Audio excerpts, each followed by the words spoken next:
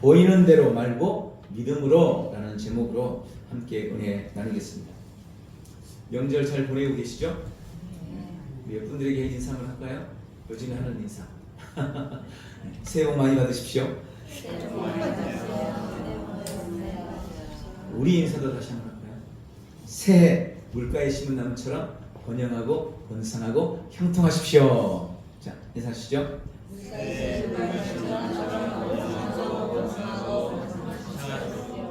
네, 매일 이렇게 주장하고 고백하셔야 돼요. 나는 물가에 심은 나무입니다. 2024년도 나는 물가에 심은 나무처럼 번영하고 번성하고 형통합니다. 할렐루야. 그런 은혜가 우리 온 성도들에게 임할 줄 믿습니다. 주님은 참 우리나라에 큰 복을 주신 것 같아요. 새해 되면 우리가 지난 날을 잊고 또 지난 날을 묻고 힘차게 또 새 출발을 하잖아요. 때로는 작심삼일이 되기도 하지만 그러나 우리가 매일 새롭게 결단하는 것은 매우 중요합니다. 또 우리의 새해 결단이 희미해져 가고 우리의 마음이 느슨해질 때쯤 되면 주님이 또 이렇게 구장을 주셔가지고 다시 또 새로운 마음으로 시작할 수 있도록 은혜를 주시니 얼마나 감사합니까? 올해 결단한 여러분의 결단과 결심 또 붙잡은 약속의 말씀들을 다시 한번 붙잡고 계속해서 승리를 누려나가는 2024년도 우리 온 지체들이 되시기를 예수님의 이름으로 축복합니다. 지금 구원에 대한 말씀으로 시리즈로 함께 은혜를 나누고 있습니다. 지난주에는 우리 조현우 선교사님이 오셔서 또 특별한 말씀을 우리가 가지고 은혜를 나눴고 오늘은 또 명절 한중간이라 많은 분들이 고향 친척집 부모님 댁을 찾아가시는 바람에 오늘은 좀 다른 말씀으로 함께 나누려고 합니다. 구원 시리즈는 다음 주부터 다시 계속해 나가도록 하겠습니다. 오늘 고린도후서 5장 7절의 말씀을 함께 읽었습니다. 보이는 대로 말고 믿음으로 라는 제목으로 말씀을 나누려고 합니다. 구약 성경에 보면 좀 재미있는 역사적인 사건들이 많이 있어요. 물론 뭐 성경이 다 읽기가 즐겁지만은 않은 데도 많이 있어요. 참 이게 지루한 부분도 있고 이해 안 되는 부분도 있고 또 무슨 아나운서 말 교정하는 것처럼 막 이름 말하면서 하는 그런 부분도 나오지만 재밌는 사건들을 구약이 많이 기록하고 있습니다. 그 중에 제가 두 가지를 오늘 소개를 해드리려고 합니다. 첫 번째는 민수기서 13장과 14장에 기록된 이야기입니다. 애굽에서 빠져나온 이스라엘 백성들이 이제 하나님이 약속하신 가나안 땅을 향해서 가고 있습니다.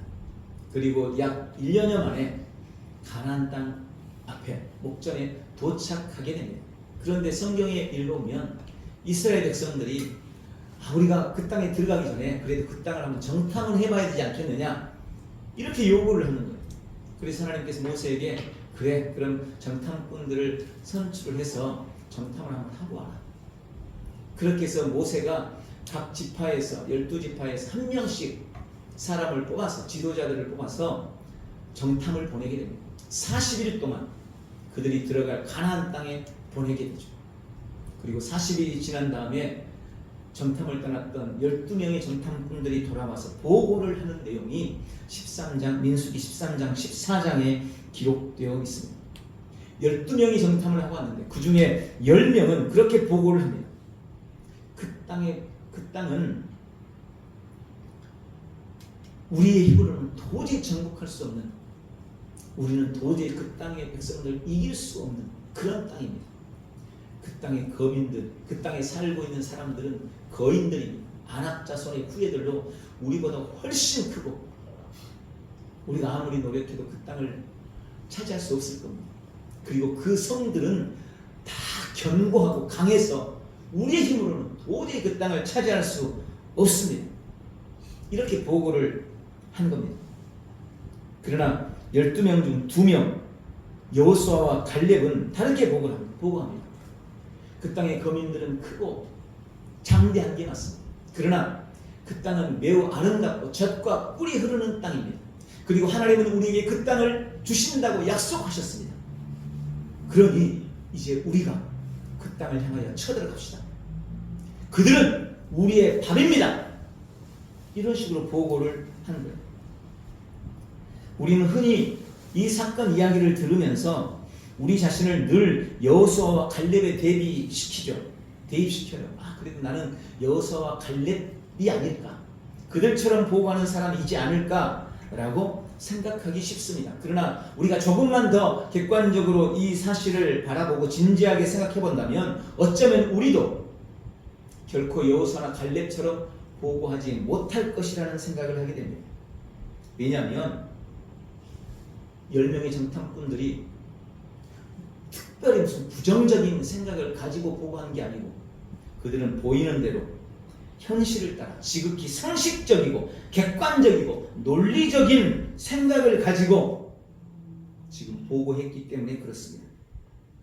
그들이 본 가나안은 기름지고 아름다운 게 맞습니다. 그러나 그 땅에 살고 있는 사람들은 실제로 그들보다 훨씬 더 장대한 사람들입니다. 얼마 전에 한국 축구했잖아요. 한국 사람들하고 유럽 사람들 한번 생각해 보세요. 평균 키가 한 10cm씩 차이 나기도 해요. 우리나라 선수들은 평균 키가 170, 80, 커봤자 70, 80인데 그 유럽 선수들은 평균 키가 한 90은 되는, 키가 평균적으로 10cm가 차이가 나는 거예요. 그거 보면 야, 참 크다. 그런데 이 당시 이 아낙 자손들은 이거에 비할 바가 못했습니다. 훨씬 장대했습니다. 그리고 그 땅을 가로막고 있고 그들을 방패하고 있는 성은 매우 견고했습니다. 학자들에 의하면 여리고 성은 그 두께만 6m였다고요. 성이 두께가 6m예요. 그냥 이렇게 브로크 몇 장 쌓아놓고 이렇게 쭉 올려놓은 게 아니에요. 그런 게 아닙니다. 단이 아니에요. 성벽이에요.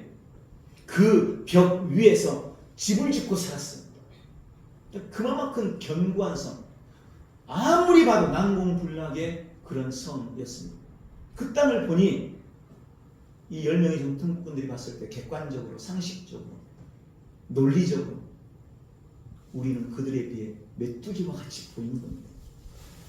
그래서 그렇게 보고를 했던 것입니다. 그들은 크고 강하고 우리는 작고 약하다는 것이 누구도 부정할 수 없는 객관적인 현실이었습니다. 12명 다 그 사실 앞에 서 있었습니다. 그래서 사실 현실을 직시했을 때는 10명의 정탐꾼들이 한 이 보고가 훨씬 상식적이고 현실적이고 지극히 정상적인 보고였고 선택이라고 할 수밖에 없었을 것입니다. 오히려 여호수아와 갈렙은 현실과 맞지 않는 상식이나 논리에 반하는 그런 보고를 했었습니다. 이 두 가지 보고를 들은 이스라엘 백성들은 10명이 말한 객관적인 사실 앞에서 모두 두려움과 공포에 휩싸였습니다. 그리고 이제 우리는 어떻게 하냐고, 왜 우리를 잘 살고 있는데 애굽 땅에서 끌어내서 이곳 광야에서 죽게 하느냐고 하나님을 원망하면서 밤새 울부짖었습니다. 그리고 그 모습을 보면서 아니라고, 우리가 올라가야 된다고 말하는 이 2명의 정탐꾼들을 향하여 돌을 집어들고 쳐 죽이려고 했습니다. 자, 또 한 가지 사건은 사무엘상 17장에 나와 있는 다윗과 골리앗에 대한 이야기입니다. 이스라엘 땅에 블레셋이 침공했습니다. 이스라엘은 큰 위기에 처하게 됩니다. 가데스 광야에서 블레셋과 마주한 이스라엘은 적군인 블레셋 앞에서 잔뜩 겁을 집어먹고 있었습니다. 특히 적들 앞에서 어떤 거인이 하나가 나와가지고 소리를 치르는데 그 사람이 유명한 골리앗 장군입니다. 골리앗은 성경에 보면 그 키가 6규빗하고 한 뼘이었어요. 이걸 우리나라 현재 척도로 재보면 적어도 290입니다. 2m 90. 2m 90. 여러분, 제가 참고하라고 체육만이 2m 18이에요. 체육만하고 옆에 서 있는 사진들 본 적 있으시잖아요. 진짜 무슨 애하고 어른하고 초등학생 같아요. 근데 그 체육만이 2m 18. 골리앗은 2m 90. 체육만 여기 달랑말랑 하냐 그러면 골리앗은 여기를 뚫고 나가는 거예요. 그리고 그가 입은 갑옷은 자그마치 60kg. 갑옷이, 그가 입은 옷, 전쟁에 적들이 치는 칼 맞기 위해서 입은 갑옷이 60kg이 있습니다. 그리고 이 골리앗 앞에는 한 군인이 방패를 들고 골리앗을 보호하고 쫓아다닙니다. 이 장수는 그렇게 했어요. 방패를 들고 골리앗을 보호하기 위해서. 그리고 그가 든 창은 성경에 배틀채 같았다. 배틀. 배틀 아세요? 배 칠 때 배틀은 한 이만큼 합니다. 그 배틀채 같은 그런 창을 들고 칼을 메고 그리고 소리를 지르고 이스라엘을 모욕하고 있었습니다. 그 모습을 본 이스라엘 군대는 누구도 그 앞에 감히 나설 수가 없는 거예요. 무슨 초등학생이 대학생 UFC 하는 대학생 앞에 나가서 싸우겠다고 덤빌 수가 있겠어요? 아무도. 그런데 그 앞에 당당하게 나간 한 사람, 유명한 다윗. 우리는 또 그 모습을 보면서 내가 만약 그때 있었으면 나도 다윗처럼 나갔을 거 아니에요. 상상해보라니까요. 여러분이 골리앗 최영만이한테 싸우겠다고 나갈 수 있겠어요? 2m 90 거구 앞에 나갈 수 있겠냐고. 그게 객관적인 현실이었습니다. 그들 앞에서 떨고 있는 이스라엘을 누구도 겁쟁이였어, 믿음이 없어서 이렇게 말하지 못할 것입니다. 우리는 이 두 사건 속에서 두 부류의 사람을 만납니다. 한 부류는 지극히 상식적이고 현실적인 눈으로 상황을 보는 사람들, 즉 10명의 정탐꾼과 골리앗 앞에서 고개를 숙이고 있는 이스라엘의 군인들, 상식적인 사람들을 보게 됩니다. 그리고 또 한 부류는 상식과 현실을 초월해서 있는 사람들, 여호수아 갈렙, 그 거대한 가나안 땅, 그들을 보면서 저들은 우리의 밥입니다. 들고 일어나서 올라가서 저 땅을 취합시다. 그 거대한 골리앗 앞에서 야, 네가 감히 살아계신 하나님을 모욕하느냐? 내가 너를 반드시 죽이리라. 이러고 왕이 준 갑옷도 입지 못하고 너무 작아가지고 갑옷이 너무 커서 입지도 못하고 물맷돌 돌리면서 나가는 이 다윗 같은, 쉽게 말하는 매우 무모하고 현실적이지 못한 사람, 이 두 부류의 사람을 만나는 것입니다. 이들이 가진 차이는 뭘까요? 그것에 대한 답이 사실 오늘 함께 읽었던 고린도 후서 5장 7절의 말씀입니다. 그것에 대한 답. 이는 우리가 믿음으로 행하고 보는 것으로 행하지 아니합니다. 한 부류의 사람은 보는 것으로 행하는 사람이죠. 눈에 보이는 대로, 현실대로. 그러나 한 부류의 사람은 보이는 대로 행하는 게 아니고 믿음으로 행하는 것입니다. 이 두 차이입니다. 오늘 이 말씀 속에서 주님이 우리에게 주시는 약속이 무엇인지 우리는 깨달아야 합니다. 오늘 본문을 통해서 주님은 세상을 이기는 비결, 세상을 이기는 승리가 바로 믿음이다 라고 우리에게 말씀하고 계십니다. 예수님을 믿는 우리가 세상을 살아가면서 겪는 가장 큰 갈등은 현실과 믿음 사이의 차이입니다. 신앙과 말씀과 현실 차이의 괴리감, 이게 사실 우리 성도가 맞닥뜨리는 가장 큰 갈등이에요. 믿음은 이렇게 말하는데 현실은 이런 거예요. 이 두 사이가 너무 간격이 넓어요. 믿음으로 살자니 현실이 안 따라줘. 현실을 봐서는 도저히 믿음대로, 성경이 말씀하신 대로 살 수가 없을 것 같아요. 그렇다고 그냥 현실을 무시하고 믿음대로만 살자니, 말 그대로 우리는 지금 현실을 살고 있으니까 이게 도저히 안 되는 거예요. 그래서 사람들이 어떻게 합니까? 이 두 갈등을 없애기 위해서 내 믿음을 현실의 차원으로 낮춰버려요. 원래 주님이 말씀하신 믿음은 이만큼인데 현실이 이러니까 내가 그냥 믿음을 뺐다 보니까 이게 믿음이야. 이러고 내 믿음을 현실의 수준으로 낮춰버리는 것입니다. 아유, 누구라도 그 상황이면 그렇게 할 수밖에 없을 거예요. 주님도 이해해 주실 거예요. 아, 이게 현재로서는 이게 최선이야. 이 정도면 잘하고 있는 거지 뭐. 봐봐, 다른 성도들 다 그렇게 하잖아. 다 봐봐, 다른 교회들도 다 그렇게 하잖아. 큰 교회도 다 그렇게 하고 있는데 내가 뭘 잘났다고 나 혼자 그래. 이 정도면 잘하고 있는 거예요. 그 목사님도 그러던데.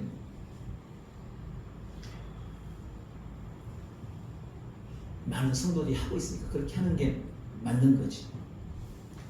그러면서 우리의 믿음의 기준을 현실에 맞춰서 타협해버리고 맙니다. 그러나 여러분, 분명히 말씀드립니다. 많은 사람이 그렇게 한다고 해서 모두가 다 그렇게 하지는 않습니다. 많은 사람들이 그렇게 믿음을 현실의 수준에 낮춘다고 해서 모든 사람이 성경이 말씀하는 그 믿음을 현실의 차원에 낮추어서 살지는 않는다는 것입니다. 오늘 읽었던, 오늘 말씀드린 이 성경 속에 나타난 주인공들이 바로 그 대표적인 사람들입니다. 10명이 현실 때문에 그렇게 보고했지만 2명은, 여호수아와 갈렙은 현실 때문에 하나님의 약속이나 말씀을 현실에 맞추지 않았던 거예요. 그들은 자신의 믿음의 수준을 현실에 낮추지 않았습니다. 많은 군인들이 거대한 골리앗 앞에서 고개 숙이고 감히 나서지 못하고 주저하고 있었지만 다윗은, 어린 소년 다윗은 자신이 가진 하나님께 대한 믿음을 그 현실에 맞추지 않았어요. 그게 그들과 우리의 차이점인 것입니다. 그리고 주님은 오늘 고린도후서 5장 7절을 통해 우리에게도 너도 그런 사람이어야 된다고, 너도 보이는 대로 행해서는 안 되고 믿음으로 행하는 사람이어야 된다고, 성도는, 거듭난 사람은 그런 사람이라고 우리에게 지금 말씀하고 계시는 것입니다. 오늘 말씀이 우리의 삶의 실제가 되는 믿음이 어떤 믿음인지, 나의 믿음은 어떤 믿음인지, 믿음이어야 되는지 말씀을 통해서 점검해 보시기 바랍니다. 2가지로 오늘 믿음에 대한 도전을 드리려고 합니다. 첫 번째, 믿음은 현실과 세상을 보는 관점을 바꾸는 것입니다. 여러분, 보는 관점에 따라서 모든 것이 다르게 보입니다. 위에서 볼 때하고 밑에서 보는 것이 다르게 보이죠. 아이 때 보던 거하고 어른이 돼서 보는 게 상황은 똑같은데 분명히 다르게 보입니다. 내 입장에서 보는 거하고 그 사람 입장에서 보는 게 완전히 달라요. 아니, 현실은 똑같은데 어느 쪽에서 보느냐, 어느 관점으로 보느냐, 어디에서 보느냐, 누가 보느냐에 따라서 완전히 다른 겁니다. 똑같은 현실인데 선글라스를 끼고 보는 거하고 노란 안경을 끼고 보는 거하고 다르게 보이는 거예요.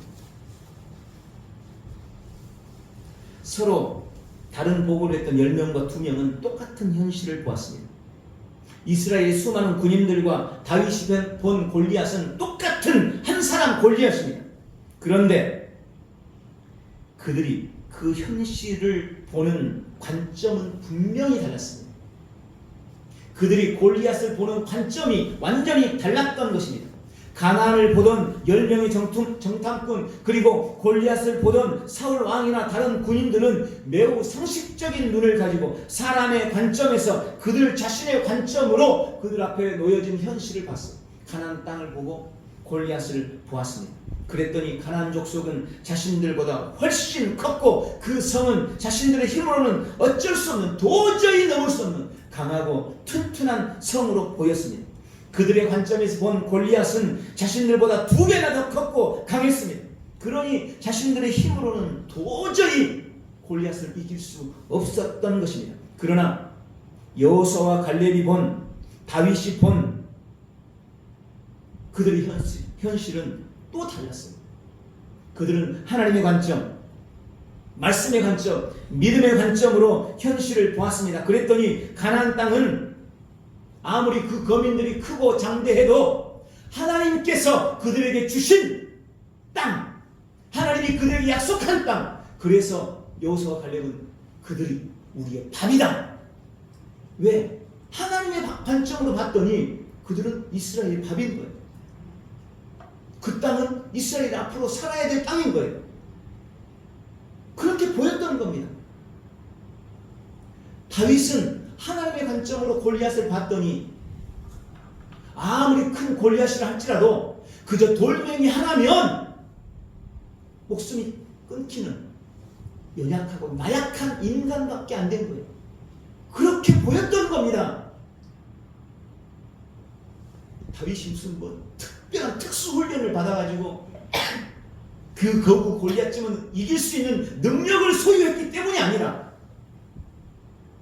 여호수아와 갈렙이 무슨 특별한 기술을 가지고 핵무기를 개발해가지고 그 가나안 땅을 그냥 한 방에 날려버릴 수 있는 그런 강력한 무기를 가지고 있어서가 아니라 하나님이 눈으로 봤더니, 믿음의 시선으로 봤더니, 하나님의 관점에서 봤더니 가나안 땅은 이스라엘의 밥이고 골리앗은 한낱 작은 인간에 불과했던 것입니다.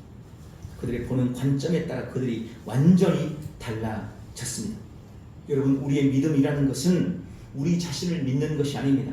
우리의 믿음은 전능하신 하나님을 믿는 것입니다. 신앙이란 전능하신 하나님과 함께 그리고 전능하신 하나님으로 말미암아 살아가는 삶입니다. 그런데 왜 믿는다고 하면서 하나님이 없는 것처럼 세상을 봅니까? 왜 믿는다고 하면서 하나님이 없는 것처럼 문제를 바라봅니까? 왜 하나님을 믿는다면서 하나님과 상관없이 결정하고 하나님과 상관없이 선택하느냐 이 말이에요. 내가 하나님을 믿는다면서 왜 자신의 눈으로만 세상을 보느냐 이겁니다. 하나님을 믿으면 하나님의 관점으로 하나님의 눈으로 세상을 봐야 되는 거예요. 하나님을 믿는다면 내 힘으로 사는 게 아니고 하나님의 힘으로 세상을 살아가야 되는 것입니다. 이들의 차이점은 이거였어요. 믿음은 나에게서 하나님에게로 관점을 바꾸는 것입니다. 그냥 나 혼자 같다면 이제 믿으면 그때부터는 하나님을 얻고 보는 거죠. 두 번째, 믿음은 모든 순간에 하나님의 말씀을 붙잡는 것입니다. 여러분, 우리의 믿음의 근거는 하나님의 말씀입니다. 신앙생활은 말씀에 근거한 삶입니다. 우리 믿음의 주체 역시 하나님의 말씀입니다. 우리는 하나님의 말씀을 믿는 것입니다. 하나님의 약속을 믿는 것입니다. 여호수아와 갈렙은 가나안에 대한 하나님의 말씀을 붙잡았습니다. 하나님이 그들에게 가나안 땅을 약속하실 때 주셨던 그 말씀을 붙들었습니다. 민수기서 14장 8절에 그래서 그들은 그렇게 선언합니다. 하나님께서 그들을 우리에게 붙여주셨다. 하나님이 그 땅을 우리에게 주신다고 약속하셨다. 하나님을 거역하지 말자. 그들은 우리의 밥이다. 그들의 보호자는 그들을 떠났지만 지금 하나님은 우리와 함께하고 계신다. 그러니 우리가 저 땅을 정복하러 올라가자. 이게 여호수아와 갈렙의 고백이 있습니다. 그들은 하나님의 눈, 하나님의 말씀을 가지고 그 땅을 바라봤습니다. 그들이 의지하고 붙잡았던 것은 하나님의 말씀이었습니다. 다윗 역시 그는 전쟁이 하나님께 속했다는 하나님의 말씀을 붙잡았습니다. 전쟁은 하나님께 속했다. 그래서 사무엘상 17장 47절에 그렇게 고백합니다. 구원하시니 칼과 창에 있지 아니함을 이 무리로 알게 하리라. 전쟁은 하나님께 속한 것이니 그가 너희를 우리 손에 넘기시리라. 다윗은요 그렇게 봤어요. 하나님이 말씀하신 것. 하나님은 저들을 우리에게 붙이신다고 약속했어요. 전쟁은 내 칼에 있지 않고 내 힘에 있지 않고 하나님께 있는 거야. 그러니 하나님을 모욕하는 저 골리앗을 하나님이 그냥 두지 않으라. 내가 힘이 세서가 아니라 나는 그 믿음 가지고 하나님 믿고 내가 나가면 주님이 나에게 승리를 주시고, 이게 다윗이 붙잡은 약속이었습니다. 믿음이 있고 없고는 문제 상황 앞에서 하나님의 말씀을 붙잡느냐 아니면 말씀과 상관없이 그저 현실만 보고 가느냐, 이거의 차이예요. 문제 앞에서 말씀을 붙잡을 것이냐 그냥 현실만 보고 갈 겁니다. 구약의 하나님의 말씀과 약속은 하나님께서 우리에게 밝힌 그분의 이름을 통해서 너무 명확하게 나타납니다. 주님은 당신의 이름을 나는 여호와 샬롬이다. 이 말은 무슨 말이에요? 내가 너에게 평강을 주겠다 약속하신 겁니다.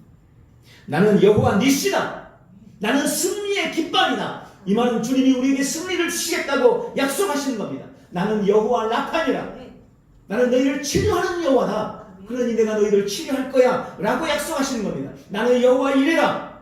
너를 위해 모든 것을 준비하는 하나님이다. 그러니까 너를 위해 준비해 줄게. 이게 하나님의 약속이었어요. 여호와 로이라. 나는 너의 목자야. 그러니 너는 부족함이 없을 거다. 이게 주님의 약속이었습니다. 나는 여호와 쌈마다. 여기 있는 것뿐만 아니라 네가 거기 가면 거기도 있어. 어디에서나 계시는 분. 네가 가는 곳마다 내가 너와 함께 할 거야. 나는 여호와 쌈마다. 이게 주님의 약속이에요. 여호와 엘로힘. 내 이름은 엘로힘이다. 나는 능력이다. 나는 주 중의 주요. 권능의 왕이다. 이게 주님의 약속이었습니다. 그리고 이 모든 약속은 예수님의 십자가를 통해서 완벽하게 성취되었습니다. 여러분, 구약의 여호와 샬롬이 구약 사람들에게는 약속이었어요. 약속. 여러분, 약속 아시죠? 약속하시잖아요. 약속은 언제 일을 약속하는 겁니까? 내일 일을 하는 겁니다. 아직 오지 않을 걸 약속하는 거지. 이미 된 걸 가지고 어제 약속했다? 이 말도 안 되는 거죠. 어제 일을 약속 못해요. 아직 안 될 일을 약속하는 거예요. 구약 사람들에게 여호와 샬롬은 약속이었습니다. 구약 사람들에게 여호와 라파는 약속이었습니다. 구약 사람들에게 여호와 니시는 약속이었습니다. 그런데 그 약속을 예수님께서 오셔서 십자가에서 완전히 성취해 버리셨어요. 내가 다 이루었다. 이제 여호와 샬롬은 지금 믿는 우리에게는 약속이 아니고 이미 내 안에 이루어진 실제입니다. 이미 내 안에 성취됐습니다. 여호와 샬롬. 주님의 평강이 이미 나에게 부어졌습니다. 예수님 말씀하시잖아요. 내가 너에게 주는 것은 세상에 주는 것과 같지 않다. 절대 빼앗을 수도 빼앗길 수도 없다. 이미 주님은 샬롬으로 내 안에 계십니다. 여호와 니시 구약 사람들에게는 약속이었습니다. 그러나 지금 우리에게는 이미 우리 안에 이루어진 성취된 사실입니다. 실제입니다. 주님이 이길 때 내가 이겨버렸어요. 나에게 이미 여호와 니시가 이루어진 겁니다. 나는 이기는 자입니다. 승리자입니다. 가는 곳마다 이길 수밖에 없는 사람. 그게 납니다. 여호와 라파. 구약 사람들에게 여호와 라파는 약속이었습니다. 네가 열심히 부르짖고 간구하고 기도하면 내가 고쳐줄게. 그리고 실제로 그렇게 해서 그들은 고침을 받기도 했습니다. 그런데 지금 우리에게 여호와 라파는 더 이상 약속이 아닙니다. 이미 우리 안에 이루어진 실제입니다. 내가 채찍에 맞으므로 너희가 나음을 입었도다. 이미 예수님이 날 위해 2000년 전에 채찍에 맞아버렸어요. 그래서 내 안에 이미 치유가 내 안에 들어와 있는 겁니다. 여러분, 이걸 깊이 인식하셔야 돼요. 우리의 믿음은 이걸 믿는 겁니다. 그리고 이걸 인식해 가는 겁니다. 내 안에 이루어진 이 놀라운 실제를 내가 믿음으로 받아들이고, 그래, 이미 나는 이긴 자야. 이미 나는 평안을 가지고 있어. 그러므로 세상의 어떤 문제도 나를 흔들 수 없어. 이렇게 인식할수록 그 은혜는 내 안에서 이루어진다는 것을 믿으시기 바랍니다. 하나님의 관점으로 보고 하나님의 말씀을 붙잡을 때 우리의 믿음은 현실을 이기는 승리가 되는 것을 믿으시기 바랍니다. 그러므로 두 번째, 보는 것으로 행해서는 안 됩니다. 고린도후서 오늘 읽은 5장 7절은 고린도후서 4장 16절부터 18절의 말씀의 결론이라고 저는 묵상합니다. 고린도후서 4장 16절부터 18절. 그러므로 우리가 낙심하지 아니하노니 우리의 겉사람은 낡아지나 우리의 속사람은 날마다 새로워지도다. 우리가 잠시 받는 환난에 경한 것이 지극히 크고 영원한 영광에 중한 것을 우리에게 이루게 하리니 우리가 주목하는 것은 보이는 것이 아니요 보이지 않는 것이니 보이는 것은 잠깐이요 보이지 않는 것은 영원함이라. 그리고 오늘 고린도서 5장 7절에 그러므로 우리는 믿음으로 행하고 보는 것으로 행해서는 안 된다. 이렇게 말씀하시는 겁니다. 왜요? 보이는 것은 잠깐이고 보이지 않는 것이 영원한 거니까. 우리가 당하는 현실의 고통과 아픔은 영원한 영광을 위한 디딤돌에 불과하니까. 우리가 주목해야 될 것은 보이는 것이 아니고 보이지 않는 거니까. 여러분, 무엇이 우리를 낙심시킵니까? 보이는 현실이죠. 상황이 우리를 낙심시킵니다. 그런데 주님은 우리에게 그래서 너는 자꾸 현실을 주목하지 마. 영원한 것을 주목해야 돼. 보이지 않는 것을 봐야 돼. 라고 계속 말씀하시는 겁니다. 저는 이 말씀 속에 중요한 두 가지 의미를 발견했습니다. 첫 번째, 보이는 것이 전부가 아닙니다. 여러분, 눈에 보이는 것이 전부가 아닙니다. 우리가 눈으로 볼 수 있는 것은요, 한계되어 있어요. 우리가 지금 이게 눈에 보이는 거, 이게 다가 아니라니까. 이 공기 중에도 우리가 볼 수 없는 것들이 얼마나 많은지 모릅니다. 근데 우리는 자꾸 우리가 보는 게 전부라고 생각해. 내 삶에 찾아오는 현실, 이게 당장 나를 죽일 것 같고, 이게 진짜 내 인생을 끝장낼 것처럼 그렇게 보이죠. 그렇게 자꾸 보이는 거예요. 그럼 여러분, 그렇지 않아요. 그것들은 절대 내 인생에 어떤 악한 영향을 미치지 못합니다. 우리가 자꾸 그냥 무시해도 될 것을 자꾸 들여다보니까 작은 게 커 보이는 거예요. 약한 게 강해 보이는 거예요. 별것 아닌 게 무서워 보이는 거예요.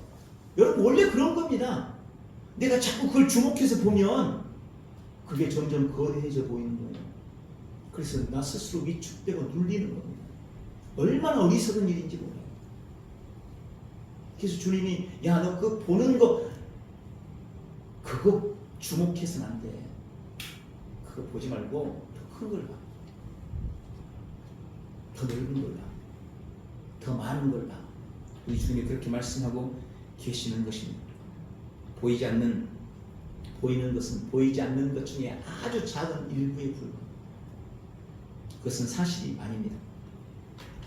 이걸 우리가 인정해야 합니다. 두 번째, 보이는 것이 다 사실은 아닙니다. 여러분, 우리 눈이 얼마나 제한적인지 제가 언젠가 한번 그런 거 보여드렸을 거예요.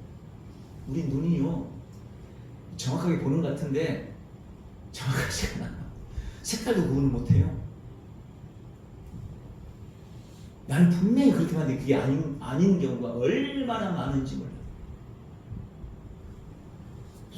똑같이 봤는데 이 사람은 2명으로 보고 저 사람은 3명으로 보고 이게 뭐가 맞는지를 모르는 일들이 정말 많아요. 우리 눈앞에 뻔히 보이는 것도 우리가 바르게 분별하지 못할 때가 많습니다. 그렇게 나에게 보였다고 그게 다 사실은 아닌 거예요. 말 그대로 그냥 나한테만 그렇게 보인 것 뿐이에요. 이런 일들은 사실 우리 일상에도 비일비재하게 일어나요. 내가 그렇게 생각하고 보면요, 이상하게 그렇게 보여요. 다른 사람 눈에는 안 보이는 게 내 눈에는 보인다니까요. 그리고 반대로 다른 사람 눈에는 보이는데 나는 아무리 시커먼 안 보여요. 이런 일도 얼마든지 일어나요. 우리가 보는 것이 사실이 아니다.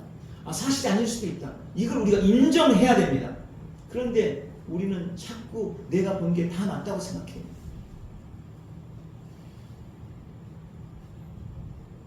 가족들 간에 정치 얘기하면 안 된다 그러잖아요. 명절 때 정치 얘기 때문에. 이게 말꺼내는 맞아. 다 자기들이 원하는 것만 봐요. 원래 그런 거예요. 그리고 그것만 집중해서 보면 그게 점점 더 크게 보여요. 이쪽 사람 말은 아예 들리지도 않아요. 근데 그걸 가지고 선택해버리면 엄청난 실수를 하게 될 수 있어요. 우리 이걸 일단 인정해야 됩니다. 보이는 현상과 현실에 속지 마십시오. 현실이라고 다 사실은 아닙니다. 그러니 우리가 눈에 보이는 대로, 그저 눈에 보는 대로 행하면 절대 안 되는 거예요. 보이는 현실 뒤에 숨은 사실과 진실을 볼 줄 아는 진짜 눈, 영안이 열리기를 주님의 이름으로 축원합니다. 우리는 보이는 대로 보는 것을 가지고 선택의 기준이나 결정의 잣대로 삼아서는 안 됩니다. 그러면 실패합니다.